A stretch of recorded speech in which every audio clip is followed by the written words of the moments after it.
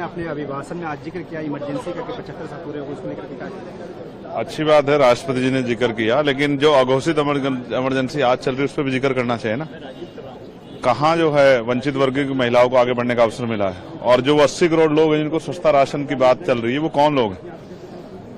रोजगार पे बात करनी बहुत जरूरी है। तो अभी राष्ट्रपति जी ने पढ़ा, वो जानते हैं सब सरकार का जो है पेपर है, लेकिन बुनियादी मुद्दों पे बात नहीं होगी तो कैसे चलेगा। मैं जिस क्षेत्र से आता हूँ नगीना से, वहाँ रोजगार नहीं है, वहाँ बाढ़ की समस्या है, वहाँ स्कूल कॉलेज यूनिवर्सिटियां नहीं है, और कास्ट एट्रोसिटी कितनी बढ़ रही है। कल ही हरिद्वार में एक लड़की का सामूहिक रेप हुआ जो नाबालिग बच्ची थी, कि आरोपी गिरफ्तार नहीं हो रहे।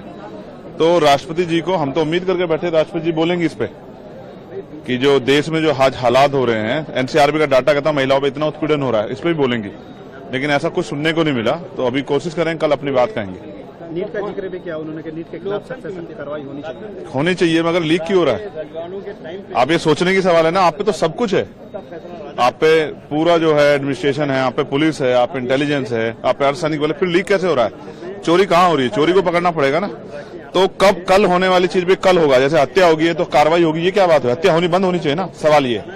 तो अभी बहुत कुछ है जिसपे हमें उम्मीद थी कि राष्ट्रपति जी महामहिम बोलेंगी, लेकिन वो नहीं बोली, लेकिन हम लोग बोलेंगे। एक आखिरी सवाल, जिस तरह से संगोल हटा करके वहाँ कॉन्स्टिट्यूशन की कॉपी रखने की बात हो रही है, इसमें अच्छा है, ये बोलने से नहीं चलेगा कि देश कॉन्स्टिट्यूशन से चल रहा है, चलना चाहिए, चलेगा तभी देश में बदलाव होगा, और अखंड भारत भी तभी बनेगा, मजबूत भारत भी, सम्राट अशोक के सपनों का भारत भी तभी बनेगा जब संविधान के आधार पर देश चलेगा और सबको मौका मिलेगा।